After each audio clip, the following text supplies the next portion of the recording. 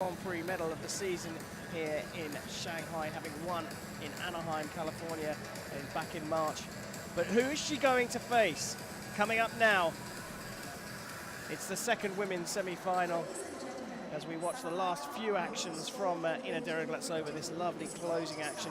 But here we are for the second semi-final. On the left, Alicia Volpi from Italy, the world number 2, has been on fire in recent times, not quite to the standard of Deroglatsova, but she's up against another firecracker in Lee Kiefer, the world number 5 from the United States of America. This is the second semi-final of the women's foil Grand Prix in Shanghai for a chance to face Ina Deroglatsova.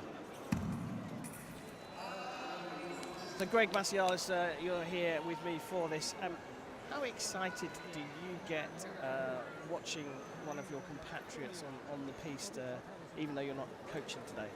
Oh, it's very exciting to watch, and you know, Lee Kiefer especially is somebody that when you see her little nimble moves back and forth, and then she gets going. It's a very dynamic and exciting game, and it's you know, I've known her ever since she was 7, 8 years old fencing, and the reality is that she is really something special.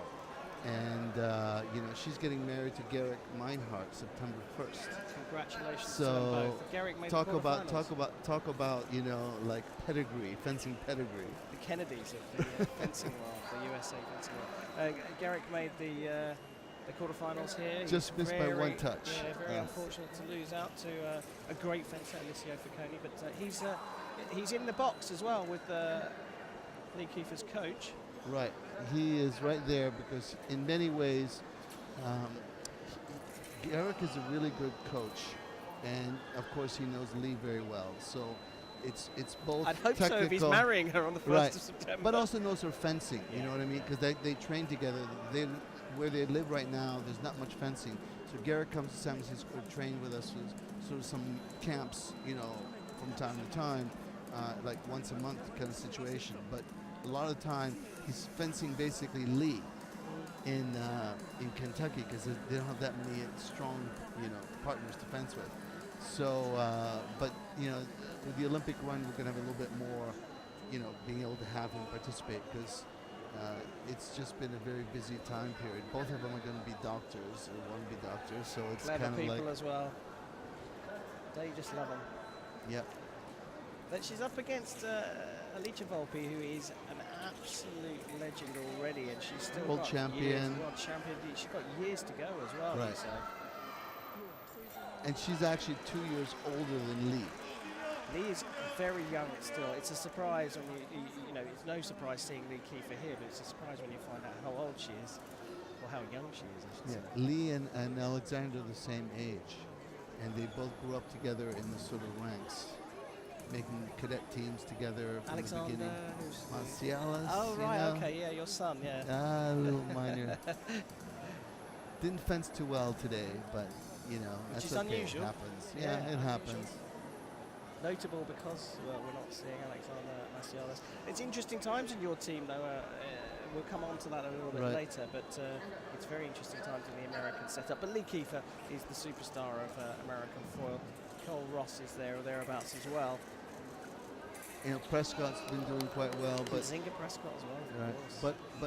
But Lee's been, like, we have the Pan American Championships, which you know, next month everyone's going to their zonal championships, and she's won it like 9 or 10 times in a row. Quite phenomenal. Pan American Championships in Toronto this year. That's correct. Lovely city, actually. Kiefer coming down the piste. It's got to be quite annoying. Nice. That microphone being dropped somewhere.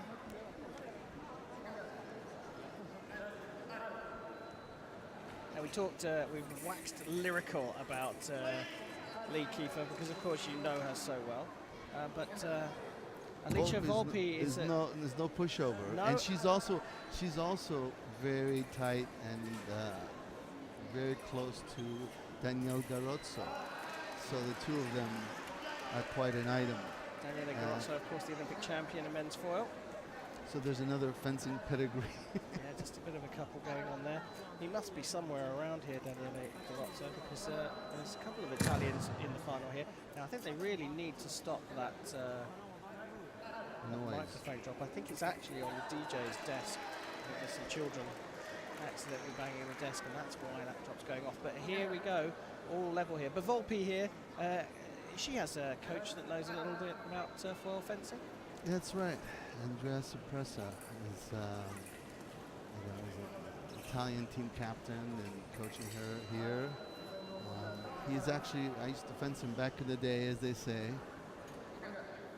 He was from the Mestre, famous Mestre club that developed so many Olympic champions. And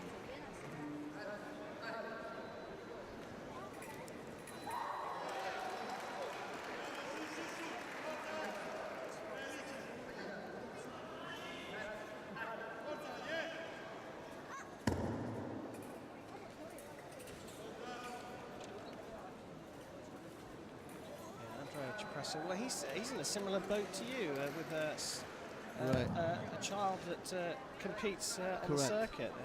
I have two of them. You have two of them.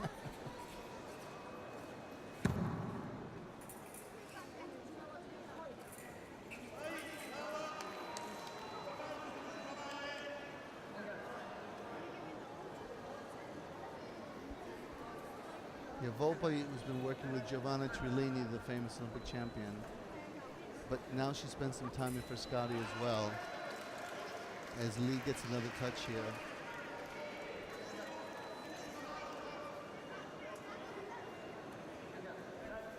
Of course, the Italians have such a long history of so many great foil fencers, especially. Yeah, interesting story actually in recent times with the Italians. So you've got Cipressa in the Italian camp. Cerioni, well, he's been dancing around various places around the world. Currently involved with one of your fencers, racing Bowden. But I've seen him coaching some of the Italians here today. He's got Di Francisca from Italy, the French ITA. The top French girl. Thibaut.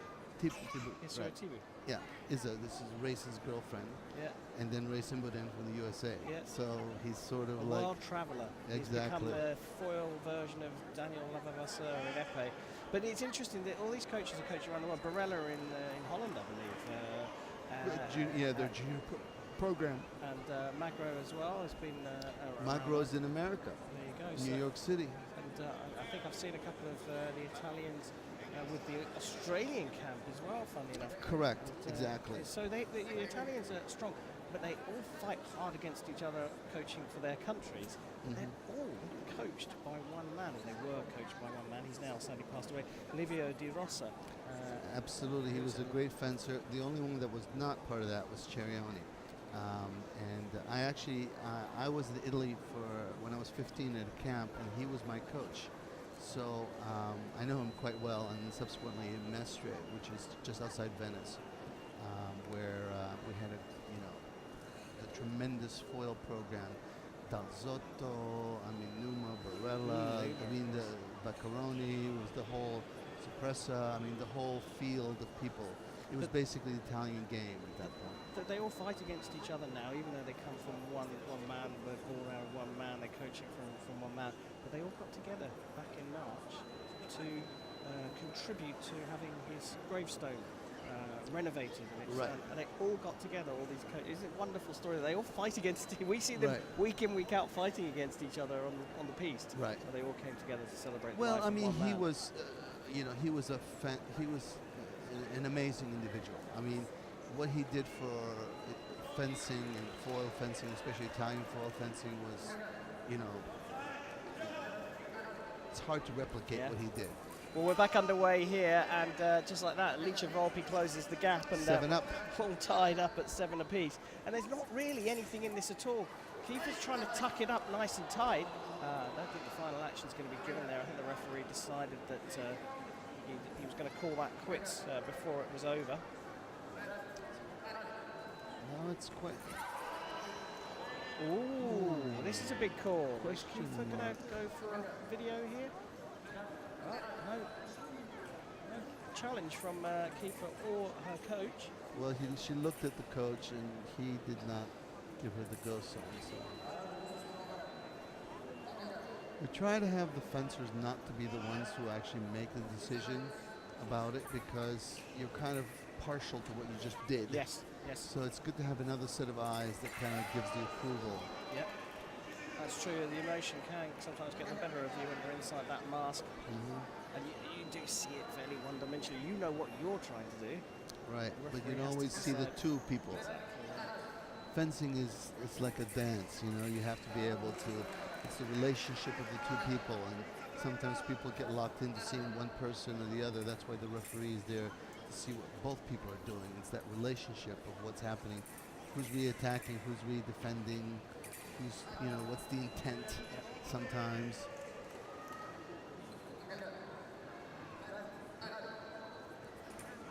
Well, as one fencer starts to pull away, the other one challenges and comes straight back.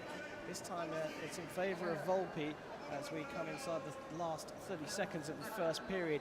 Target score 15, a maximum of 9 minutes of fencing broken up into three-minute periods. Yeah, I mean, I think it's always these little runs of touches that you try to reach, and so we'll see if Lee can make a comeback here, almost off target, and you know, so she got her little run. Lee went ahead, then Volpi cut back up, and that's really where the game comes through, being able to make these little runs of touches, and it's like you score 3, they get 1, you know, and that kind of situation. And then you try to maximize as much as you can, but eventually in good level fencing, the other person's going to adjust and, you know, capitalize on some change of tactics. And that's the thing, isn't it? You're always constantly changing tactics at this level. If you don't, then absolutely. you're going to lose. But that's what makes the game so exciting. It's just like a fine wine, you know? If it's like a boring something rather, it's the same thing. But wine evolves over time. So the same thing, of course, is at a much faster basis. Yeah. As it evolves with and the you definitely action. shouldn't be drinking any wine if you're wielding No, a no. weapon. But here we look down the piece and we see Lee Kiefer with her coach going through things. He looks fairly calm, but he's got very clear instructions. Yes, absolutely. And that was a very nice touch earlier in the bout. And now Lee slowly figuring out where to go. That was a really nice time. She caught her Volpi. She provoked her to attack her. Said, look at me. And then all of a sudden she came out and then she picked up the blade, hit her. And then, nice of course, then she came back and countered on that. So really it's, this is a really nice, I mean, this is very good quality fencing. You know, I mean, it's a situation where they're both fighting for everything they have. And like I said earlier in the program, I do believe these 4 are the class of the field. Well, they certainly are today, and just behind us is, just in front of us, I should say, is Cipressa talking with Volpi. He was very calm. In fact, they were actually smiling with each other. Well, she is very calm. You know, if you look at her style of fencing, she is much calmer than, for example, Erigo. Yes, she is. You know, Erigo is a lot more fiery, you know, and she's got this calm demeanor, and I think that suits her quite well. That's why it's a little bit of a contrasting game. So if you look at the way she's kind of advances slowly, even though she's kind of moving and intense, she's kind of like, whereas Lee is kind of like, you know, zipping in and out, you know, trying to make up for, of course, the height differential. Yep. And so she's moving and she's kind of a little nimble, and so she's kind of jockeying in and out, and all of a sudden, boom, makes her action. Whereas Volpi is more methodical. See, like that action, yeah. A season ago, I was watching all of the women's finalists, obviously, but I was looking at Lee Kiefer. What I found phenomenal about her is her ability to, at the highest possible level, change from an attacking approach to a fight to a defensive approach to a fight. And I said to myself that day, this girl's going to be a world champion one day. I definitely believe she can be. She's definitely, you know, as much as anybody else. I think she's got a bronze medal at the World Championships. A couple of times, actually. I don't remember, once or twice. For sure, at least once. And, you know, and the other thing that's been really good, speaking as sort of a Team USA coach, is that she's really come through on the team event. she used to not be very as strong in the team. Now she's really become the leader, and you know, she didn't really want to be the anchor to the team in terms of like being the last person fencing. But now she charges it, and that's part of actually what she learned from sort of the team spirit at Notre Dame, where she graduated university, and they have a very good team feeling. I think it really helped her evolve into her international team fencing as well. Yeah, well, I can confirm she has got a bronze medal at the World Championships, and VOLPI, though, is taking control of this one now. She got a World Championship bronze in 2011, 3 World Cup wins, 2 Grand Prix, and as you mentioned, Greg, 9-time zonal champion as well. VOLPI's got World Championship gold medal and a silver. She's won a World Cup, 2 Grand Prix. She's got a... Oh, that was a nice lunge. See, in that case, VOLPI almost became too sleepy. And almost absence of blade Faint for the first time. disengage, For the right. first time. Right, because there's so much action on the blade, right. But VOLPI comes back into this and See, says, but you see the fiery yell on the screen, so she looks calm, but she's definitely got the fire. she wants it, definitely. And she's one away from making the gold medal match where she's going to face Ina Dereglatsova. But Kiefer's not done yet. Counter riposte fails, and it's a continuation there from VOLPI to take the second women's foil Grand Prix semi-final here in Shanghai. VOLPI wins 15-9 and will go on to fence Ina Dereglatsova. Absolutely nice match. VOLPI really fenced very well. I think that Lee had her moments, and I really look forward to her fencing actually this year's World Championships.